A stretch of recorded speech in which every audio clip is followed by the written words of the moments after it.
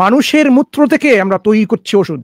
শুনেন না জীবনে কখনো এটা করে? তো আপনাদের ফার্মাসিউটিক্যাল কোম্পানির বিরুদ্ধে আপনারা তো যুদ্ধে আন্দোলনে লেগে যাবেন, আপনারা আন্দোলন করবেন কি ভাই? মানুষের মূত্র থেকে আপনারা ওষুধ তৈরি করছেন? হ্যাঁ, ওষুধ তৈরি হচ্ছে। মসজিদের ইমাম গিয়ে নাস্তিক হচ্ছে, বলতেছে যে আমার শত্রু ও কোরআন মাজিদ ছুঁয়ে ওয়াদা করছে, মানে ভুল কিন্তু তারপর কোরআন মাজিদ ছুঁয়ে ও ওটা বলছিল যে ও সত্য, কিন্তু ওর আল্লাহ কেন কোনো ক্ষতি করলো না? দেখেন ভাই, মাছি ওই যে বিভিন্ন শৌচাগার বা বিভিন্ন এরকম জায়গার মধ্যে তার বিচরণ, কিন্তু এখানে নির্দিষ্ট এসেছে ঠিক উল্টা, যে এই খাবারটা না ফেলে দিয়ে খেতে পারবে, কিন্তু একটা কন্ডিশনে, যে ওই মাছিকে ডুবিয়ে দিতে হবে। মানুষের নামাজ পড়লে তার সামনে যদি কুকুর, গাধা বা নারী গেলে সেই নামাজ আবার দ্বিতীয়বার পড়তে হবে। তাহলে আজকে এটা এই হাদিস দিয়ে মানুষ যদি হাদিস অস্বীকারী হয়ে যায়, আপনার নিজের মূর্খতার কারণে ইসলামের ক্যাটাগরিতে চলে আসবে এরকম।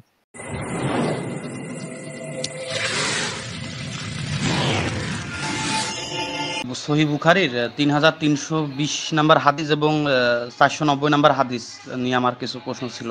ওই হাদিসে বলা আছে যে সহিহ বুখারী 490 নম্বর হাদিসে আছে যে মানুষের নামাজ পড়লে তার সামনে যদি কুকুর, গাধা বা নারী গেলে সেই নামাজ আবার দ্বিতীয়বার পড়তে হবে। আবার 3320 নম্বর হাদিসে আছে। আচ্ছা, এখানে 490 মধ্যে এটাকে ওমর ইবনে হাফস রাহমাতুল্লাহি আলাইহি বলেন, আয়েশা রাদিয়াল্লাহু তাআলা বর্ণিত তার সামনে নামাজ নষ্টকারী কুকুর গাধা মহিলা সম্বন্ধে আলোচনা চলছিল। আয়েশা রাদিয়াল্লাহু তাআলা আনহা বললেন, তোমরা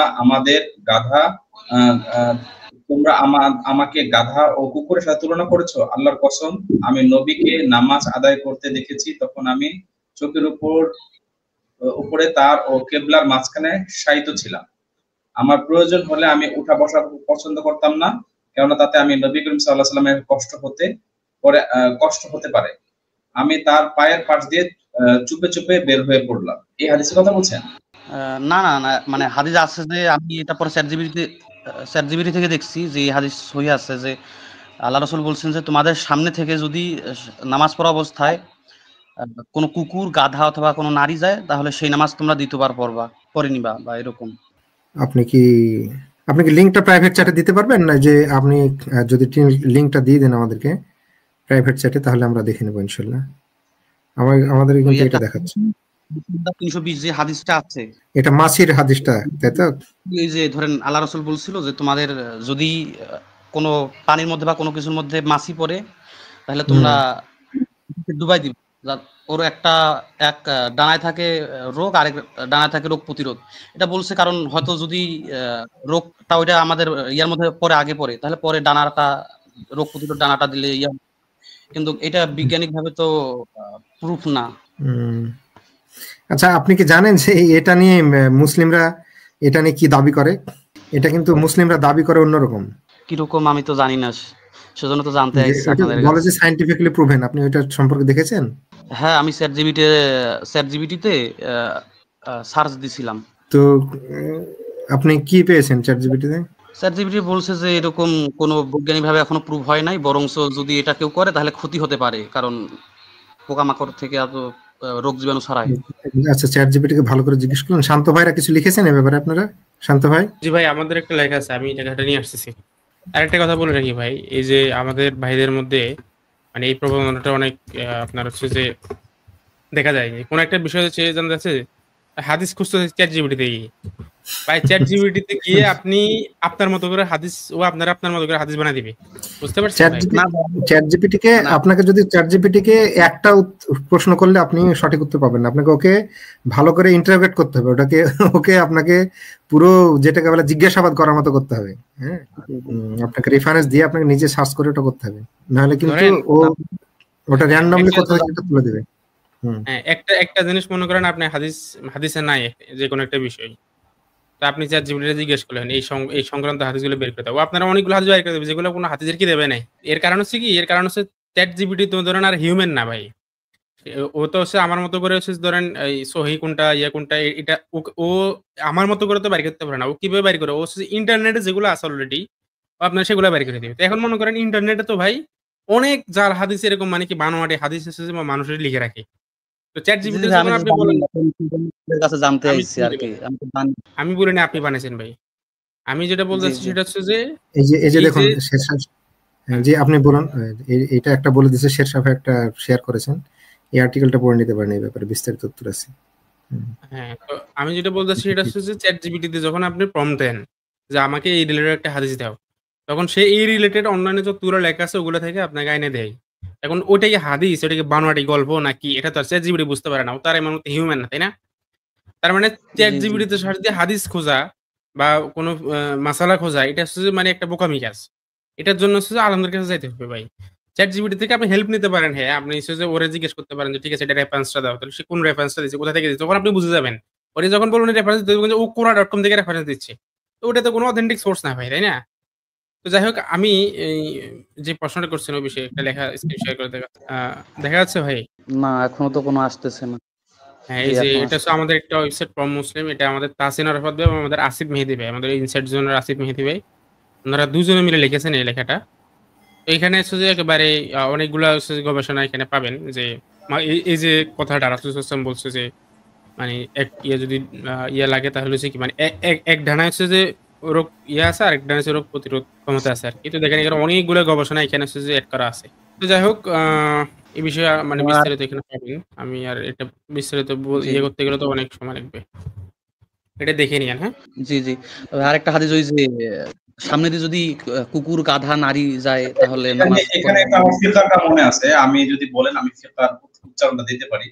এখানে চার মাযহাবের মধ্যে কয়েকটা শাফি, মালিকি, হাম্বলি যদি ডাইরেক্ট কালো কুকুর সামনে দিয়ে বা সামনে দিয়ে যায় বা সামনের নামাজের যে যতটুকু সূত্র আছে মানে সূত্রের ভিতরে যেখান দিয়ে মানুষ চলাফেরা করে ওখানে কিন্তু এখন একজন মানুষ মানুষ তো পুরুষ, ওখানে আল্লাহ রাসূল বলতে পারতো যে নারী পুরুষ তো কারণ ভয়ে যায়। এখন তো এখানে তো শুধু নারী কথা বলছে, এটা তো নারী বিদ্যুৎ মানে এরকম লাগছে। কোনটা ওই যে মানে প্রশ্নটা আবার বলেন। এই আমি একটু মনে করি ভাই, প্রশ্নটা একটু আবার বলেন। হাদিসটা হলো যে আল্লাহ রাসূল বলছেন যে তোমাদের সামনে দিয়ে যদি নামাজ পড়া অবস্থায় কুকুর, গাধা না অথবা নারী যায়, তিনজনের কেউ হ্যাঁ, একজন মানে যায়, তাহলে নামাজ আবার দ্বিতীয়বার পড়ে নিতে হবে বা ওই নামাজ হবে না। আচ্ছা মানে ঠিক এরকম আছে, একটা আমি সহি এই হাদিস রিলেটেড একটা লেখা আছে, এটা খুঁজে বের করতেছি, দাঁড়ান একটু অপেক্ষা। এখানে শুধু আল্লাহ রাসূল নারী কেন বলল? এখানে তো পুরুষ উভয় হতে পারে নামাজের ইয়ার কারণ। আচ্ছা, উত্তর পাওয়া যাবে, উত্তর লেখা আছে অলরেডি। এখন প্রশ্ন হচ্ছে, ধরেন কোন রিজনে দেওয়া হলো না কোত্থেকে, কেউ কোনো রিজন দিল না এবং আল্লাহ রসুল সেটা আমাদেরকে বললেন সাল্লাল্লাহু আলাইহি ওয়াসাল্লাম। আমরা তো মুসলিম, সেটা নির্বিচারে মেনে নেব, কারণ উনি আল্লাহ রাসূল নিচ থেকে কোনো কিছু অনেক বলেন না। হ্যাঁ শুনুন, না আমি না আপনাকে একটা প্রিন্সিপাল দেখাচ্ছি, আমি বুঝাচ্ছি, আগে বুঝুন।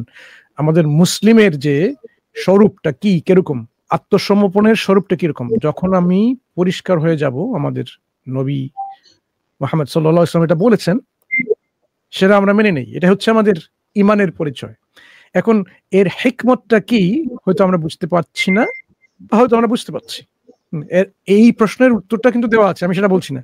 ধরুন এরকম কোনো প্রশ্ন, নতুন কোনো প্রশ্ন আপনার সামনে আসলো, আপনি যে হিকমা, যেটা হিকমতটা কি আপনি বুঝতে পারলেন, আপনি কি অটোমেটিকলি সংশয়ে চলে যাবেন? না, একজন মুসলিমের সেই অবস্থানটা এরকম নয়। না ভাই, তো সংশয়ে যাওয়ার কোনো দরকার নেই। আমি এই জন্য আইছি আপনাদের কাছে জানার জন্য। আপনাকে আমি বলছি না ভাই, আমি আপনাকে দিয়ে আমাদের সবারকে এই জিনিসটা স্মরণ করে দিচ্ছি যে একজন মুসলিমের তার অবস্থানটা এরকম, যে এর হিকমা, এটার পিছনে যে কারণটা, তার যে আমরা কি বলি, এটার মধ্যে একটা উইজডমটা কি, এরকম কেন, হয়তো অনেক সময় আমরা কারণ জানি না।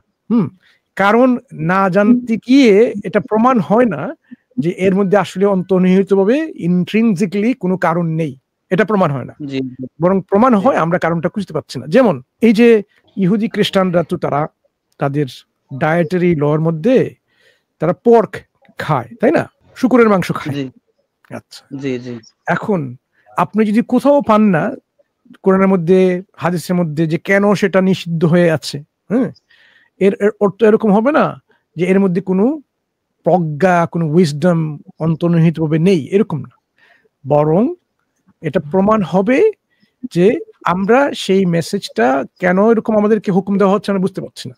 অনেক সময় এরকম হতে পারে, দেখেন কয়েকটা পয়েন্ট আমি ধরছি, এরকম হতে পারে যে এটা দিয়ে আল্লাহ আমাদেরকে এরকম পরীক্ষা করছেন। যেমন আরেকটা উদাহরণ নিয়ে আসি, দুটাই উদাহরণ একসাথে আমরা আলোচনা করব, যে পুরুষরা সিল্ক রেশমি কাপড় পরতে পারে না, পুরুষরা স্বর্ণ অলংকার পরতে পারে না, পুরুষ, কিন্তু মহিলারা পারে। এখন যদি আপনি প্রশ্ন করেন কেন ভাই পারে না, আপনি হয়তো কোনো কারণে পেলেন না। যদি কোনো কারণে অনুপস্থিত থেকে থাকে এর অর্থ হবে না যে এর মধ্যে আসলে কোনো কারণ নেই, এরকম না। বরং এটা দিয়ে এরকম প্রমাণ করা যায় যে আল্লাহ মানুষকে এই দিয়ে প্রমাণ করিয়ে ছাড়বেন যে মানুষ তার আনুগত হয় কিনা, অনুগত হয় কিনা, আনুগত্য দেখায় কিনা। যে আপনি যখন আত্মসমর্পণ করলেন আল্লাহর উপরে, আল্লাহ বলছেন যে তুমি এটা করো, ওটা করো না, সে কি মানছে কিনা, সে আল্লাহর আনুগত্য প্রকাশ করলো কিনা, এই সামান্য উদাহরণ দিয়ে প্রকাশ করা যায়। যদিও অন্তর্নিহিতভাবে পুরুষের রেশমি কাপড় পরিধান করা বা স্বর্ণালঙ্কার পরার মধ্যে নিশ্চয়ই একটা গভীর একটা উইজডম এখানে আছে, কিন্তু তারপরেও যদি আমরা সেই উইজডমটা আমরা না পাই, কি হয়ে যাবে এখানে, যে আমরা আসলে আমাদের অনুগত হলাম কিনা আমাদের স্রষ্টার, আমরা কি আমাদের আনুগত্য দেখালাম কিনা আমাদের নবীর উপরে, রাসূলের উপরে। কারণ আল্লাহ তো বলছেন আতিউল্লাহ ওয়া আতিউর রাসূল, এরকম হতে পারে, এটা হবে আমাদের অবস্থান। কিন্তু কেন এখানে যে কেউ যদি নামাজরত লোকের সামনে দিয়ে একটা কুকুর বা একজন মহিলা যায়, তার নামাজটা ভঙ্গ হয়ে যাবে, এটার কিন্তু একটা উইজডম আছে। এই উইজডম নিয়ে আমরা একটা আলোচনা করছি, কিন্তু যদিও উইজডমটা, এই হিকমতটা কি যদি আমরা নাও জানতে পারি, যেমন আপনি এখানে এসে জানবেন, কেউ যদি এখানে নাও আসে, কিন্তু তারপরে তার অবস্থানটা এরকম হবে যে নিশ্চয়ই একটা প্রজ্ঞা, একটা হিকমত আছে। এখন চলে আসি আমরা ওই হাদিসে, দেখি হাদিসে কি বলা হচ্ছে এবং এর পেছনে কোনো কারণ কি কিছু পাওয়া কিনা। শান্ত ভাই, আমার মনে হয় উনাদের ওখানেও একটা লেখা আছে, ওই লেখাটা আমরা শেয়ার করছি একটু পরে। আগে ওই হাদিসটা আমরা দেখে নেই। এখানে হাদিসটা পরে শোনান তো, বা বলেন তো কি আছে এখানে। আচ্ছা, এই সংক্রান্ত একটা হাদিস আগে পড়ে নি, তাহলে ওই হাদিসটা বুঝতে সুবিধা হবে। আয়েশা রাদিয়াল্লাহু থেকে বর্ণিত, একবার তার সামনে সালাত নষ্ট করে জিনিস সম্পর্কে আলোচনা করা হলো। লোকেরা বলল, কুকুর, গাধা ও মহিলা সালাত নষ্ট করে দেয়। আয়েশা রাদিয়াল্লাহু তাআলা বললেন, তোমরা আমাদেরকে কুকুরের সমান করে দিয়েছো। আমি নবী সাল্লাল্লাহু আলাইহি ওয়াসাল্লামকে দেখেছি সালাত আদায় করেছেন, আর আমি তার ও কিবলার মাঝে চৌকির উপর কাত হয়ে শুয়ে থাকতাম। কোনো কোনো সময় আমার বের হবার দরকার হতো এবং তার সামনের দিকে যাওয়া অপছন্দ করতাম, এই জন্য আমি চুপে চুপে সরে পড়তাম। আমার রহমতুল্লাহ আয়েশা রাদিয়াল্লাহু থেকে অনুরূপ বর্ণনা করেন, আধুনিক প্রকাশনী 481 ইসলামী ফাউন্ডেশন। সারোয়ার ভাই, আমি একটা ওনার হাদিসটা দিছি, ওই হাদিসটা একটু এলাও করলে ভালো হয়। আচ্ছা, হ্যাঁ, তাহলে এখান থেকে একটা জিনিস বোঝা গেল, আর মুফতি সাহেবটা দেখা যাচ্ছে, তার মানে এখানে বোঝা গেল যে কোনো, তার মানে একটা হাদিসটা, তার মানে কি, ওখানে যারা বুঝেছেন সেটা এখানে আয়েশা রাদিয়াল্লাহু পরিষ্কার করে দিলেন। রাসূলুল্লাহ সাল্লাল্লাহু আলাইহি ওয়াসাল্লাম হয়তো অন্য সময় যদি বলে থাকেন সেটা অন্য কনটেক্সটে, যেমন পরনারী, বেপর্দা নারী, বা ধরুন পরিষ্কার হয়ে গেল, সামনে দিয়ে গেল, পরনারী গেল, এই ক্ষেত্রে হয়তো বলেছেন, সেটা অভ্যাস কোনো কারণ থাকবে, উইজডম আছে। কিন্তু রাসূলুল্লাহ সাল্লাল্লাহু আলাইহি ওয়াসাল্লাম যেটা করেছেন সেটা স্পষ্ট আয়েশা রাদিয়াল্লাহু আনহা সরাসরি ব্যাখ্যা করেছেন, এটা হচ্ছে ডাইরেক্ট করেছেন। আর লোকেরা যেভাবে বুঝ দিয়েছে সেইটাকে আয়েশা রাদিয়াল্লাহু আনহা এখানে বুঝেছেন, তোমাদের আন্ডারস্ট্যান্ডিং, তোমাদের বুঝটা হলো ওই হাদিসটা তোমরা ভুল বুঝেছো। ওই জাউনিয়ার বিষয়ে একটা হাদিস আছে না, যে এক জায়গায় জাউনিয়াকে কিন্তু কিছুই বলা হয় না, এটা আমরা আলোচনা করিনি, তারপর এটা যাব। দাঁড়ান, মুফতি সাহেবের এটা কি হচ্ছে সমস্যা? আচ্ছা দাঁড়ান, আপনাকে আমি শেয়ার করি, তারপর এটা যাচ্ছে। দাঁড়ান, 1 মিনিট দাঁড়ান। দেখেন, এই হাদিসটার কথা উনি হয়তো বলছিলেন, নামাজ ব্যক্তির সামনে মহিলা, কালো কুকুর ও পথ চলা সংক্রান্ত একটা হাদিস এসেছে। এখানে বলা হয়েছে যে আবু যর রাদিয়াল্লাহু তাআলা হতে বর্ণনা করেন যে রাসূলুল্লাহ সাল্লাল্লাহু আলাইহি ওয়াসাল্লাম ইরশাদ করেন, নামাজ আদায়ের সময় যদি মুসল্লির সামনে উটের পিঠের কাষ্ঠর মতো কিছু না থাকে, মানে সুতরা যদি না থাকে, তবে কালো কুকুর, স্ত্রী এবং গর্ধব মানে গাদা নামাজ বিনষ্ট করে দিবে। হ্যাঁ, আব্দুল্লাহ ইবনে সামিদ রাহমাতুল্লাহি আলাইহি বলেন, আমি আবু যর রাদিয়াল্লাহু তাআলা জিজ্ঞাসা করলাম, লাল বা সাদা কুকুর বা বাদ দিয়ে কালো কুকুর কথা উল্লেখ করার বিষয়টি কি? তিনি বললেন, হে ভ্রাতৃপুত্র, তুমি যেমন আমাকে প্রশ্ন করেছো, আমিও তেমনই রাসূলুল্লাহ সাল্লাল্লাহু আলাইহি ওয়াসাল্লাম প্রশ্ন করেছিলাম। তিনি তখন বলেছিলেন, কালো কুকুর হলো শয়তান, অর্থাৎ সামনে দিয়ে এগুলা যাতায়াত করলে নামাজের মনোযোগ বিনষ্ট হয়ে যাবে। জামি তিরমিজি হাদিস নাম্বার। আচ্ছা, এখানে একটা কথা হচ্ছে যে এইখানে অনেকে প্রশ্ন করতে পারে যে এখানে শুধু মানে মহিলা এবং দ্বিতীয় কথার মধ্যে বলা হয়েছে, কুকুরের কথা কিন্তু বিস্তারিত বলা হয়েছে, এর উপরে কিন্তু মহিলাদের কথা বলা হয়নি। এখন মহিলা বলতে কারা, মাহরাম না গায়রে মাহরাম? একদম একবার কিন্তু এখন যদি গায়রে মাহরাম হয়, গায়রে মাহরামকে যদি দেখা, এটা কি জায়েজ না জায়েজ? আপনি নামাজে যদি হ্যাঁ, একটা যদি সে সম্মানিত, কিন্তু আপনি যদি কোনো গায়রে মাহরামকে নামাজের সময় দেখেন, যেমন রাসূলুল্লাহ সাল্লাল্লাহু আলাইহি ওয়াসাল্লাম নামাজ পড়তেছিলেন এবং তার পাশে আম্মা জান আয়েশা রাদিয়াল্লাহু তাআলা পা সামনে ছিল এবং পা সরাই দিয়েছেন, এরকমও আছে, তাহলে মহিলাদেরকে থাকলে যে লাগলে যে নামাজ নষ্ট হয়ে যায় বিষয়টা এরকম না। এই যে দেখুন, এই যে বলে যে মুফতি সাহেব আরো ভালো করে বলে যে হাদিসে হয়তো ভদ্র শব্দ ব্যবহার করা আছে, তাই না? নারী বলতে বলে যে এই লোকটার নারীর নেশায় মত্ত, বুঝলেন? এরকম বললে কি বোঝায়? ওটাকে নারীকে খারাপ বলা হলো না, বলা হলো যে লোকটা মানে ওর অবৈধ সম্পর্কের মধ্যে বা এই সম্পর্কের মধ্যে বেশি যায়। একটা ভদ্রভাবে একটা শব্দ ব্যবহার করলো। এখানে নারী উদ্দেশ্য করা হচ্ছে যেটা হলো যে পুরুষ মানুষের যে জিনিসে স্বাভাবিক যে ওর যে আখলাক চরিত্রের যে দিক সেটা নষ্ট হওয়ার সম্ভাবনা আছে, সেই রকম জিনিসকে এখানে উল্লেখ করা হচ্ছে। বাকি হাদিসে আয়েশা রাদিয়াল্লাহু হাদিসে থেকে ওটা স্পষ্ট। এখানে ডাইরেক্ট লেখা আছে সাবালিকা, নাবালিকের কথা বলা হয়নি, সাবালিকা মানে জান্নাতে এখানে মানে অধ্যায়টা কায়েম করা হয়েছে সাবালিকা।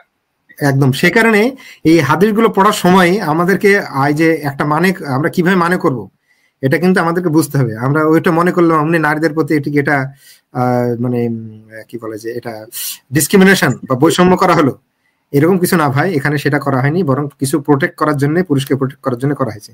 এখন মহিলারা যখন নামাজ পড়ে, মহিলাদের সামনে দিয়ে মহিলা যদি যায়, একটা থাকে সামনে সতর থাকে বা ধরুন একটা কিছু থাকে, ইট কাঠ পাথর এরকম জিনিস বা কিছু একটা বস্তু থাকে তার সামনে দিয়ে, তাহলে তো মহিলাদের নামাজ নষ্ট হবে না, তাই না? তার কারণ এখানে উল্লেখটা করাই আছে যে বলা হচ্ছে যে ওই হাদিসেই উদ্দেশ্যটা বলা আছে যে মনোযোগ বিনষ্ট হয়। তো মনোযোগ বিনষ্ট হওয়ার শর্তে এটা প্রযোজ্য। এখানে হাদিসের মধ্যে মুহাদ্দিসে কেরাম উনি বলেছেন যে এই হাদিসের ব্যাখ্যা করেছেন যে এখানে নষ্ট হওয়ার দ্বারা খুশুখুশু উদ্দেশ্য, মনোযোগ। তাহলে এবং হানাফির মধ্যে বলা হয়েছে, এটা আমি অন্য কথা বলেছি, এটা আমি বলছিলাম যে শুধু ফিকার কথা বলবো কিনা। হানাফির মধ্যে বলা হয়েছে মাকরুহে তাহরিমি বলা হয়েছে যে খুশুখুশু নষ্ট হয়ে যাওয়া। কিন্তু শাফি হাম্বলির মধ্যে আমার আল্লাহ নামাজ করুক অন্য 3 মাযহাবের মধ্যে সম্বন্ধে বলা হয়েছে কালো কুকুর যদি যায় তাহলে অবশ্যই নামাজ ফাসেদ হয়ে যাবে। আর হানাফি বলছে যদি কালো কুকুর যায় তাহলে অবশ্যই নামাজ মাকরুহে তাহরিমি হয়ে গেল, নামাজ তাহরিমি হয়ে যাবে, কিন্তু উত্তম হচ্ছে নামাজটা দোহরায় পড়া, মানে হারাম। ঠিক আছে, কিন্তু এখানে ওটা কারণও বলে দিয়েছে যে জি, ওটা কারণও হাদিসে তো বলা আছে, আপনি পড়লেন যে এই নষ্ট হওয়া দ্বারা খুশুখুশু মানে মনোযোগ নষ্ট হওয়ার বিষয় বলা হয়েছে। তাহলে পরিষ্কার এখানে নীলা হাসান ভাই। তাহলে আমরা যখন পড়বো হাদিসগুলো পড়েই অমনি সঙ্গে সঙ্গে আমাদেরকে বাজে ধারণা পোষণ করবো না। হ্যাঁ, শব্দগুলো আগে বুঝতে হবে। আর সহিহ হাদিস হলে এটা অবশ্যই কোনো রিজন ছিল, আল্লাহ রাসূল বলছেন। কিন্তু আমি ওই যে জাউনিয়ার একটা মনসুর ভাই যেটা বললেন যে আমরা প্রথমেই আগে নেতিবাচক ধারণা করে নেব না। আল্লাহর হুকুম, তার নিশ্চয়ের মধ্যে কোনো কল্যাণ আছে, সে কল্যাণের কারণেই করেছেন। হ্যাঁ, এটা আমাদেরকে প্রথমে একটা বুঝতে হবে যে আগে প্রথমে একটা খারাপ ধারণা করে নেব না যে দেখো এর দ্বারা এখানে কি বৈষম্য করা হলো।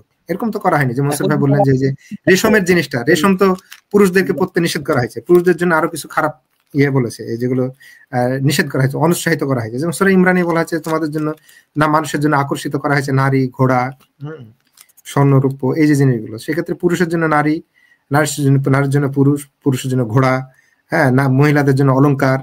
এগুলো সব মানুষের জন্য এক এক রকম, এক একজনের দুর্বলতা বা টান আছে, সেখান থেকে রক্ষার জন্য এটা বলা হয়েছে, তাই না? এটা হচ্ছে একদম সিম্পল জিনিস। মানুষকে ইসলামের উদ্দেশ্য হলো রক্ষা করার থেকে। উদ্দেশ্য বুঝতে হবে। ইসলামের উদ্দেশ্য বুঝলে আমরা কিন্তু হাদিস কোরআন গুলো সঠিকভাবে বুঝবো। আর যদি উদ্দেশ্য সঠিকভাবে না বুঝতে পারি তাহলে কিন্তু এটা বুঝতে হলে আমদাদুল কারি শারহ বুখারী নিচে লেখা আছে, উদ্ধৃতি দেওয়া আমদাদুল কারি শারহ বুখারীর মধ্যে আপনি এটা খুব বিস্তারিত লেখা আছে।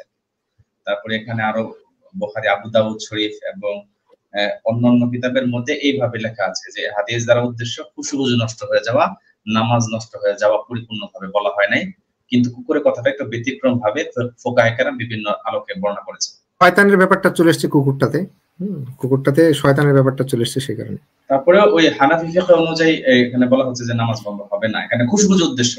এখানে এটাই একটা চূড়ান্ত বোঝা দেওয়া যায়, আসলে মনোযোগ নষ্ট হয়ে যায়, এটাই উদ্দেশ্য, নামাজ নষ্ট। তাহলে এটা বোঝা গেল যে একদম মুফতি সাহেব এটা বোঝা গেল একটা হাদিস পড়ে ওখানে নিজের মতো করে মানে করে নিলে হবে না, ওটার কনটেক্সট আছে, ওটার অন্যান্য আনুষঙ্গিক হাদিস দেখতে হবে, তাই না?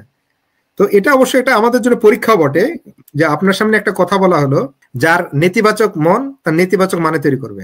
হ্যাঁ, যার ইতিবাচক মন সেটা ওখান থেকে বোঝার চেষ্টা করবে যে এইভাবে যে নিশ্চয়ই এই হাদিসটার অন্য কোনো একটা ভালো অর্থ আছে যেটা আমি এখন অবভিয়াসলি বুঝতে পারছি না, বা ধরুন যে আল্লাহ একটা ভালো উদ্দেশ্য এটা দিয়েছেন, এখানে কোনো ডিসক্রিমিনেশন বা অন্যায় হয়নি। জি হ্যাঁ, ওই কিছুদিন আগে আমি এক নাস্তিকের লাইভে দেখছিলাম, একজন মানে মাদ্রাসার মসজিদের ইমাম গিয়ে নাস্তিক হচ্ছে, বলতেছে যে আমার আমি আমার একজন শত্রু ও কোরআন মাজিদ ছুঁয়ে মানে একটা ওয়াদা করেছিল, মানে ভুল কিন্তু তারপর কোরআন মাজিদ ছুঁয়ে ও ওটা বলছিল যে ও সত্য, কিন্তু ওর আল্লাহ কেন কোনো ক্ষতি করলো না।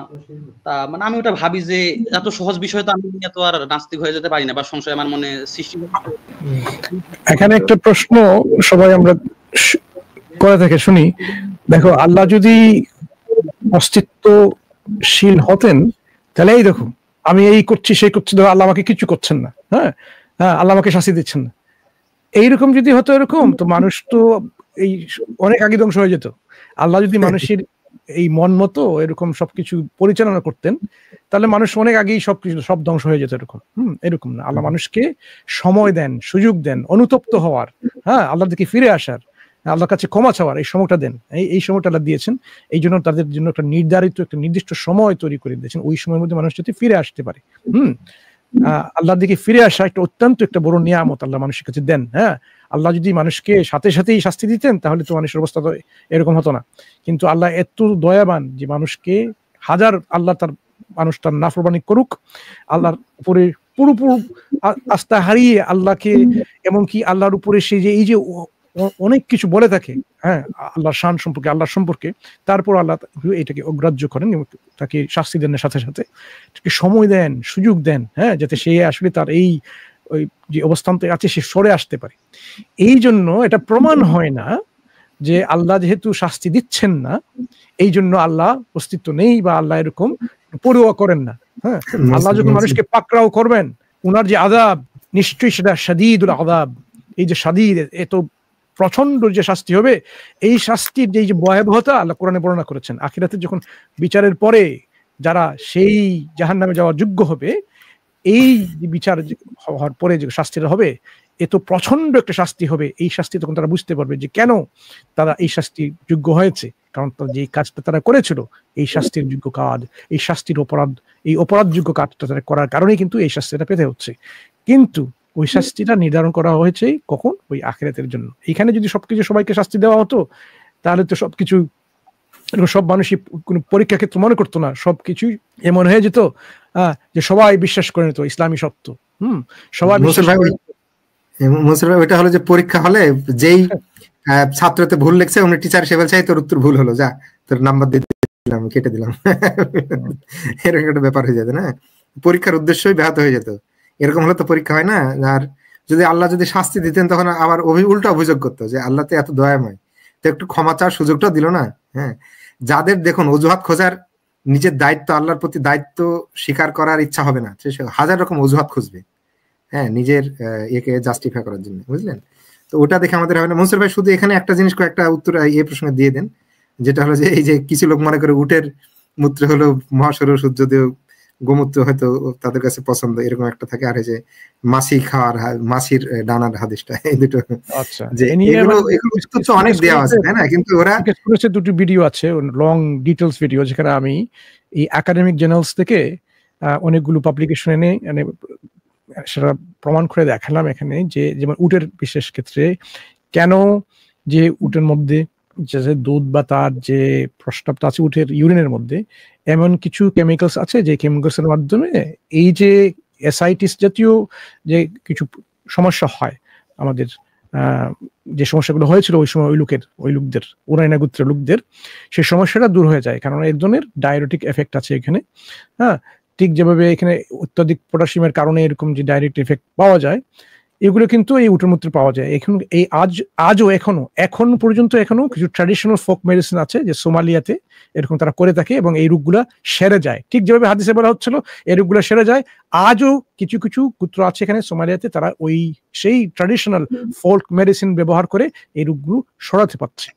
যদিও রাসূলুল্লাহ সাল্লাল্লাহু আলাইহি ওয়াসাল্লাম আমাদেরকে কোথাও এরকম বলেন নাই যে তোমরা সরাসরি এরকম করো, শুধুমাত্র ওই লোকদের জন্য নির্দিষ্ট ছিল, একটা সমস্যা তারা ভুগছিল এবং একটা ট্র্যাডিশনাল মেডিসিন যে মেডিসিনগুলো অ্যাভেলেবল ছিল সেই মেডিসিন রাসূলুল্লাহ সাল্লাল্লাহু আলাইহি ওয়াসাল্লাম তাদেরকে দিয়েছেন।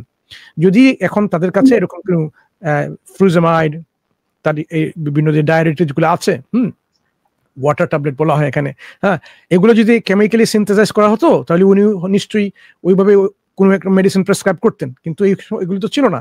এগুলো এই ধরনের এক্সট্রাক্ট হয়ে সিনথেসাইজড হয়ে কোনো ট্যাবলেট আকারে ছিল না, হ্যাঁ সিরাপ আকারে ছিল না, শুধুমাত্র যেমন এই যে গাছ কাছরা বনজী এগুলোর মাধ্যমে এরকম একটা অবস্থান ছিল, যার কারণে ওই মেডিসিন যেটা কাজ করতো ওটা তিনি প্রেসক্রাইব করেছেন। এখন আমরা দেখি যে এখন ঠিক এই মুহূর্তে যদি আপনি আমাকে জিজ্ঞেস করেন, আমি বলবো আমরা মেডিসিন তৈরি করি এমনকি উটের মূত্র না ভাই, মানুষের মূত্রের মধ্যে থেকে। আমার কথা শুনেন নাই? মানুষের মূত্র থেকে আমরা তৈরি করছি ওষুধ। শুনেন নাই জীবনে কখনো? এটা করে তো আপনারা ফার্মাসিউটিক্যাল কোম্পানির বিরুদ্ধে আপনারা তো যুদ্ধে আন্দোলনে লেগে যাবেন, আপনারা আন্দোলন করবেন। কি ভাই, মানুষের মূত্র থেকে আপনারা ওষুধ তৈরি করছেন? হ্যাঁ, ওষুধ তৈরি হচ্ছে, ওষুধ তৈরি হচ্ছে, বিশ্বাস হয় না? বলবো না, আপনারা একটু দেখে আসুন। আমি আলোচনা করেছি, ইংরেজি লাইভ স্ট্রিমে দেখিয়েছি কোন ওষুধটা, নামও বলে দিয়েছি, কিভাবে কাজ করে হতে সেটাও বলে দিয়েছি। কিন্তু এটা তৈরি হচ্ছে আজকে এই 2025 এরকম হচ্ছে মানুষের মূত্র থেকে। আপনার কি করতেন নসির ভাই? এটা আবার নাস্তিকদের হজম হবে না। নাস্তিকরা নিজেদেরকে বড় বড় বিজ্ঞানী মনে করেন, তো সেখানে ওরা এতটাই অজ্ঞ যে ওদের অজ্ঞতার উপরে আবার গর্ব করে। হ্যাঁ, মানে এই হচ্ছে সমস্যা। এই ওষুধগুলো পরীক্ষিত নাকি? হ্যাঁ, এগুলো পরীক্ষিত ওষুধ প্রেসক্রাইব করা যায়। ডাক্তারি আপনি প্রেসক্রিপশন অনলি মেডিসিন এগুলো বলা হয়, প্রেসক্রিপশন ছাড়া মেডিসিন পাবেন না আপনি। না, অনেকে আমাকে বলেছিল, আমি বিশ্বাস করিনি। মানে আজকে মনে হচ্ছে যে এটা আসলে আমি একটু 50% বলে দিচ্ছি। প্রেমারিনের নাম শুনেছেন? প্রেগন্যান্ট মেয়ার ইউরিন। এটা কিসের থেকে তৈরি হয়? এই যে উষ্ট্রি যে গোড়া যেগুলো আছে, মহিলা গোড়া যেগুলো, ওই এগুলোর যে প্রেগন্যান্ট যেগুলো ছিল তাদের মধ্যে থেকে এইটা এক্সট্রাক্ট করে তৈরি হয় প্রেমারিন। এটা হচ্ছে যে ওই অ্যানিমাল থেকে তৈরি হয়। কিভাবে ওষুধ? মানুষের থেকে যে ওষুধ তৈরি হয় মানুষের মূত্র থেকে, ওটা নিয়ে আপনারা গবেষণা করুন ভাই। তাহলে এই উটের মূত্র থেকে ওষুধ পাওয়া যায় কিনা আপনি পরিষ্কার হয়ে যাবেন। ঠিক আছে, ওইটা থাকে। এখন আমি আলোচনা করেছি এই মাছির ব্যাপারটা, যার আগে একটা কমেন্ট করে দিই আমি এখানে, যে এটা কিন্তু উটের মূত্রটা কিন্তু উটকে পবিত্র মাতা হিসাবে, মানে তার মূত্রের গুণগুণ আছে, মা হিসাবে গুণগান আছে, এরকম হিসাবে কিন্তু পবিত্র ভাবে পালন করতে, ড্রিঙ্ক করতে বলা হয়নি ওখানে। জাস্ট ওখানকার ট্র্যাডিশনাল মেডিসিন হিসাবে ওটাকে স্বীকৃতি দেওয়া হয়েছে যে ওটা আছে। ঠিক আছে, এটা গুরুত্বপূর্ণ পার্থক্য। হ্যাঁ, আরেকটা হিন্টস দেব তাহলে। ইউরোফলিট্রোপিন, আর বলবো না, একবার বলেছি। যারা গবেষণা করতে ইচ্ছুক ওই নামটা নিয়ে আপনারা গবেষণা করে দেখেন। কারণ এটা যদি এরকম হয়, আপনারা তো ওষুধ খাওয়া ছেড়ে দিবেন। হ্যাঁ, আমাদের ফার্মাসিউটিক্যাল কোম্পানি কিভাবে কখন কিসের থেকে ওষুধ তৈরি করে, এটা দিলে তো ওষুধ নেবেন না, ইনজেকশনও নেবেন না, সিরাপও খাবেন না। হ্যাঁ, আপনাদের রোগ তো আর বাই সারবে না। হ্যাঁ, এই জন্য যে আরো একটু চিন্তা করা উচিত যে ওষুধগুলো কোথা থেকে আসে। আচ্ছা, এখন মাছির ব্যাপারটা নিয়ে আলোচনা বলেছি অনেকগুলো পাবলিকেশন হয়েছে, এবং ওইখানে আমার একটা রিকোয়েস্ট ছিল আমাদের সায়েন্টিস্টদের জন্য, যে পাবলিকেশনগুলো হয়েছে এগুলো পাবলিশ হয়েছে, কিন্তু এই যে বড় ধরনের পেয়ার রিভিউড জার্নালে সেগুলো পাবলিশ হয়নি। যে রিসার্চগুলো পাবলিশ হয়েছে, যেমন এমএসসি একটা প্রজেক্ট হিসেবে একটা ইউনিভার্সিটি প্রফেসর তার স্টুডেন্টের মাধ্যমে সেটা করেছেন, এই কোন মাছিগুলো দিয়ে এখানে কোন ডোমেস্টিক এই ফ্লাইগুলো ছিল, মাছিগুলো ছিল, এবং কোন কোন ব্যাকটেরিয়া তারা এখানে এক্সট্রাক্ট পেয়েছেন, এখানে কোন কোন অ্যান্টিবায়োটিক সেটা কাজ করে, যে কোনটা কাজ করেনি, এগুলো পুরো ইনফরমেশনটা আছে, পাওয়া যায়। কিন্তু এগুলো এই যে বড় বড় যে পেয়ার রিভিউড জার্নাল এগুলো পাবলিশ হয়নি। এই জন্য আমি বলছিলাম যে আমাদের যারা এখনো আছেন, যারা করেছেন, তারা যেন এই রিসার্চগুলো পাবলিশ করেন পেয়ার রিভিউড জার্নালে, যাতে করে কোনো নাস্তিক সমালোচক কোন প্রশ্ন করে না যে এটা এরকম, এই হাদিসটা বিজ্ঞান বিরোধী। ওইখানেই প্রমাণ হয়ে যাবে। কিন্তু এই ইন্টারমিডিয়েট যে অবস্থানটা আছে, আমাদের প্রিলিমিনারি যে অবস্থানটা, এগুলার যে কিছু রিসার্চ স্টাডি করে এগুলো প্রকাশ হয়েছে, এগুলো দেখানো হয়েছে এখানে, যে কিভাবে একই সাথে এই মাছির, আপনি একটা মাছের মধ্যে কিন্তু ডানার মধ্যে বিভিন্ন ধরনের জীবাণু আছে। হ্যাঁ, একটা জীবাণু আছে। রাসূলুল্লাহ সাল্লাল্লাহু আলাইহি ওয়াসাল্লাম আমাদেরকে বলেন নাই যে যখন তোমাদের এই পানীয় খাবারের মধ্যে যদি পড়ে, তোমরা মাছি খেয়ে সরিয়ে দিয়ে পানিটা খেয়ে নাও, এরকম বলা হয় নাই। বরং কি বলা হচ্ছে, ঠিক উল্টোটা, যারা আপনি চিন্তা করতে পারবেন না, বলা হচ্ছে এই মাছিকে ডুবিয়ে দাও, বলা হয়নি? তাহলে দেখেন তো, এটা যদি এরকম একজন মানুষ নিজে জানে, কারণ ওই সময় কিন্তু মানুষ জানতো যে মাছি তো ওই কোন জায়গায় থাকে, মাছি তো ভালো জায়গায় থাকে না ভাই, মাছি ওই যে বিভিন্ন শৌচাগার বা বিভিন্ন এরকম জায়গার মধ্যে তার বিচরণ, যে মাছিগুলো আছে। তাহলে রাসূল ইসলাম তো নিজেও জানতেন, তার কমিউনিটি জানতো যে মাছি যখন খাবার খাবে বা পানির মধ্যে আসবে, হ্যাঁ, ওরা তো নিজেই জানতো তাদের কালচার অনুযায়ী যে এই খাবারটা খাওয়া উচিত না। স্বাস্থ্যজনকভাবে এটা উচিত না, এখানে হাইজেনিক্যালি উচিত না, কিন্তু এখানে নির্দিষ্ট এসেছে ঠিক উল্টা, যে এই খাবারটা না ফেলে দিয়ে খেতে পারবে, কিন্তু একটা কন্ডিশনে, যে ওই মাছিকে ডুবিয়ে দিতে হবে। ডুবিয়ে দিতে কি হবে? কারণ এই এক ডানার মধ্যে যদি তাকে জীবাণু, অন্য ডানা তার প্রতিষেধক আছে, অ্যান্টিডোট। এখন আমরা বুঝতে পারছি যে মাছির ডানার মধ্যে যে কোষগুলো আছে, যার মধ্যে এই জীবাণুগুলো আছে, এগুলো তো মাছের মধ্যে এক ধরনের সিম্বায়োটিক রিলেশনশিপে আছে। হ্যাঁ, এগুলো তো এমনি এমনি আসছে না, চলে যাচ্ছে না, এগুলো মাছের মধ্যে আছে। যেমন আপনার আমার এই মুহূর্তে চামড়ার মধ্যে, শরীরের মধ্যে হাজারো হাজারো এরকম জীবাণু আছে না? কোনোটা ভালো, কোনোটা ভালো না। যেটা ভালো না, এটা যখন পেয়ে যায়, একটা আমাদের রক্তের স্ট্রিমের মধ্যে মিশে যায়, তখন হয়তো আমাদের একটা অসুস্থতা চলে আসে। হ্যাঁ, আমরা প্রতিনিয়ত কিন্তু এই যে জীবাণুর মধ্যে আমরা আছি, আমাদের পেটের মধ্যে ওরকম হাজারো হাজারো ব্যাকটেরিয়া আছে, আছে না? আছে, কিন্তু এগুলো কিন্তু আমাদের ক্ষতি করছে না। এই যে সিম্বায়োটিক রিলেশন আছে, একটা সিম্বায়োটিক রিলেশনটা বাংলা বলতে পারছি না, এক ধরনের উভয়ের সাথে একটা পরিপূরক একটা রিলেশনশিপ, বেনিফিট হচ্ছে দুই পক্ষের। আমাদের পক্ষ থেকে ব্যাকটেরিয়া কিন্তু এখানে ফায়দা পাচ্ছে, এবং ব্যাকটেরিয়ার পক্ষ থেকে আমরা ফায়দা পাচ্ছি। যেমন আজকে আপনি বাজারে যদি যান, ওখানে গিয়ে কি পাবেন? ওইখানে ওই এক ধরনের ইয়োগর্ট জাতীয় খাবার পাবেন, প্রোবায়োটিক। প্রোবায়োটিক তৈরি কিভাবে হয়? লাইভ ব্যাকটেরিয়া দিয়ে, হাজারো হাজারো লক্ষ লক্ষ লাইভ জীবন্ত ব্যাকটেরিয়া আছে ওই প্রোবায়োটিকের মধ্যে। এগোট ড্রিঙ্ক, হ্যাঁ, দইয়ের মতো ওগুলো পাওয়া যায়, ওগুলো বাজারে এখন মানুষ খায় তাদের এই পেটের সমস্যা দূর করার জন্য। ওই ব্যাকটেরিয়া থাকে, তাই না? ওই ব্যাকটেরিয়া গুলো কি করে এখানে, যে ওখানে যে খারাপ যেগুলো ব্যাকটেরিয়া আছে ওগুলোকে সরিয়ে দিয়ে তারা ওই জায়গাটা দখল করে নেয়, তাহলে আপনার পেটের এই সমস্যাগুলো চলে যায়। আচ্ছা, এখন ওই যে ব্যাপারটা বললাম, এখানে মাছির মধ্যে এরকম অনেকগুলো, তার ডানার মধ্যে, শরীরের মধ্যে অনেকগুলো জীবাণু আছে, দুধের ডানাতে আছে। এখন যদি একটা মাছি এরকম পানির মধ্যে, দুধের মধ্যে আসে বসলো, তখন একই সাথে তো মাছি দুধের দানা পানির মধ্যে থাকে না, খাবার এই দুধের মধ্যে পড়ে না, সে তো বসছে, খাচ্ছে, চলে যাচ্ছে, তাই না? এই জন্য বলা হচ্ছে, যেহেতু এই দুধ বা পানির মধ্যে মাছির ডানার একটা সংস্পর্শ আসতে পারে, এবং পসিবিলিটি হচ্ছে এখানে যে একটা ডানা, একটা অংশ আসতে পারে, দুটো ডানা একই সাথে আসছে না। এই জন্য ওখানে রাসূলুল্লাহ সাল্লাল্লাহু আলাইহি ওয়াসাল্লাম বলেছেন, ওমা ইয়ানতিকু আনিল হাওয়া। হ্যাঁ, উনি নিজের কাছ থেকে এটা বলেন নাই, হ্যাঁ, ইন হুয়া ইল্লা ওয়াহয়ু ইউহা, এটা আল্লাহর কাছ থেকে শিক্ষা নিয়েছেন এরকম, যে ওই মাছিকে ডুবিয়ে দিতে হবে। ডুবিয়ে না দিলে কি হয় জানেন? এই মাছির ডানার মধ্যে যে অংশটা এই দুধের মধ্যে নিমজ্জিত আছে, ওইটা এক ধরনের অসমোসিস একটা কারণে এটা বাবলটা ফুটে যায়, যে কোষটা আছে ওটা পানি ঢুকে যায় ওই মধ্যে, ওইখান থেকে জীবাণুটা মিশে যায় পানির মধ্যে বা এই জল বা দুধের মধ্যে। আচ্ছা, ওটা শুকনো অবস্থায় সেটা আসছে না। এখন যেহেতু এই যে তার অ্যান্টিডোটটা অন্য একটা ডানায় আছে, যে ডানা হোক না কেন, দুটোর মধ্যে আছে, ওই ডানাকে যদি আপনি পানির মধ্যে, জলের মধ্যে, দুধের মধ্যে না ডুবান, তাহলে ওইটা কিন্তু রিলিজ হবে না। ওই ব্যাকটেরিয়া যেটা আছে ওটা রিলিজ হবে না যতক্ষণ পর্যন্ত আপনি ওটাকে নিমজ্জিত করছেন ওই দুধ, জল, পানির মধ্যে, আপনার ড্রিঙ্কের মধ্যে। ওটা যখন নিমজ্জিত হয়ে যাবে, তখন ওটা বার্স্ট হয়ে ওইটা থেকে ওই অন্য যে ব্যাকটেরিয়া, জীবাণুগুলো আছে, ওটা বেরিয়ে আসবে। তখন কি হবে জানেন? এখন আপনার এই খাবারের মধ্যে অনেকগুলো ব্যাকটেরিয়া আছে, দুই ডানা থেকে এসেছে, দেখা যাবে কিন্তু ওইখানের মধ্যে থেকে একটা ব্যাকটেরিয়া আছে যেটা অন্য সব ব্যাকটেরিয়াগুলোকে, জীবাণুকে নিউট্রালাইজ করে দেয়। এই যে মিনিমাম ইনহিবিটরি কন্ট্রিবিউশন যেটা আছে, কনসেন্ট্রেশন, সরি, MIC, ওইটার যে পরিমাণটা বেশি থাকে, যার কারণে সে কিন্তু অ্যান্টিডোট হিসেবে অন্য সবগুলোকে নিউট্রালাইজ করে ফেলে। ওই জিনিসটা কিন্তু তারা ওই রিসার্চ করে দেখিয়েছেন। কিন্তু আমি চাচ্ছি যে আমাদের যে প্রফেসর যারা আছেন, সায়েন্টিস্ট যারা আছেন, তারা যেন এটা পিয়ার রিভিউড পাবলিকেশনে এটা পাবলিশ করেন, যাতে মানুষ সহজেই সেটা সবার কাছে গ্রহণযোগ্য হতে পারে।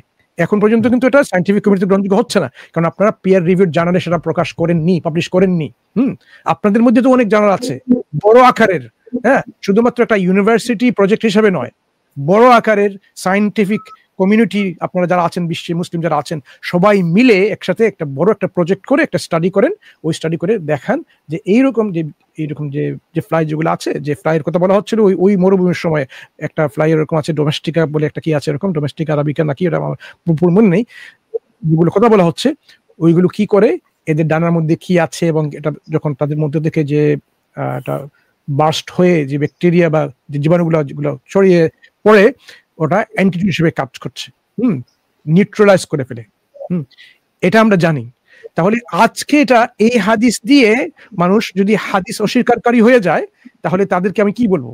আপনার নিজের মূর্খতার কারণে আপনি ইসলামের একটা স্তম্ভকে আপনি অবিশ্বাস করছেন, যার কারণে আপনি অমুসলামের ক্যাটাগরিতে চলে আসছেন। এরকম আপনি হাদিস মানবেন না ওই কারণে, কারণ জানেন অনেকে কেন হাদিস মানেন না, আমি আজ বলছি কেন, কারণ আপনারা এইরকম হাদিস শুনে অনেকে মনে করেন যে এটা তো নিশ্চয় রাসূল সাল্লাল্লাহু আলাইহি ওয়াসাল্লামের কাছ থেকে আসতে পারে না, এটা আল্লাহর রসুলের কাছ থেকে এরকম আসতে পারে না, কারণ এরকম আনহাইজেনিক এরকম কথা বলবেন কেন।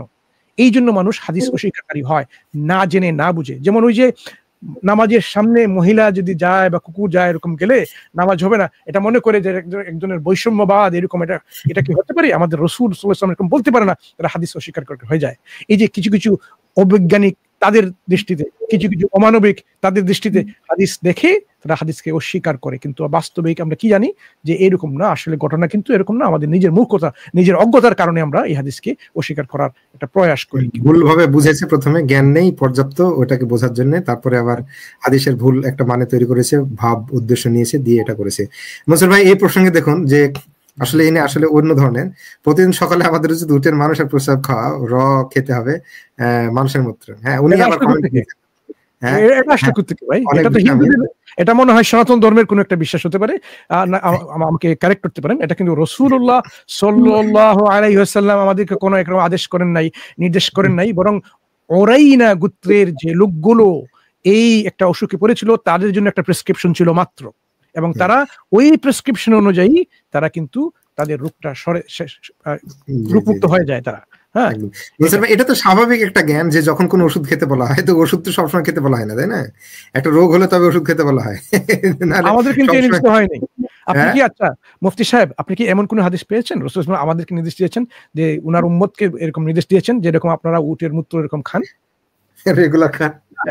বলেন নাই, এমন কোন ইয়াও বলেন নাই, ফিকাহবিদ বলেন নাই। যদি এমন বলেছেন যে নিশ্চিত রূপে কেউ যদি এই ধরনের রোগের নিশ্চিত মানে রোগের আরোগ্য হিসাবে খাওয়া যেতে পারে, নিশ্চিত শব্দটা এখানে যোগ করেছেন যারা ফিকাহবিদ এবং যারা ইমামরা, এরকম যদি জানা যায় তারপরে এটা ট্রিটমেন্ট নেওয়া যেতে পারে।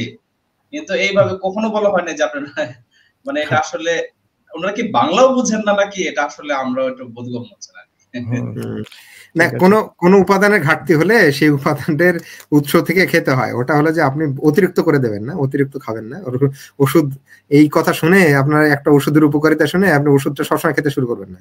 অ্যান্টিবায়োটিক আপনি সব খেতে শুরু করলে আপনার পুরো ইমিউনিটি সিস্টেম বা রোগ প্রতিরোধ ক্ষমতা ধ্বংস হয়ে যাবে। তাহলে আমরা দুটো ওষুধের নাম বললাম, প্রেমারিন এবং ইউরোফলিট্রোপিন। এই দুটো ওষুধ সম্পর্কে আপনারা একটু জানুন। হ্যাঁ, নাস্তিক মহলে একটু ছড়ান, তাদেরকে মাঝে মধ্যে ওই ওষুধটা দেবার চেষ্টা করবেন, যাতে তারা ওই ওষুধটা দিয়ে বুঝতে পারেন যে যার যখন প্রয়োজন হবে সেই প্রয়োজনে এই ওষুধটা ব্যবহার করতে পারেন। এবার ডাক্তারি ওষুধ আমি প্রেসক্রিপশন দিচ্ছি এখন।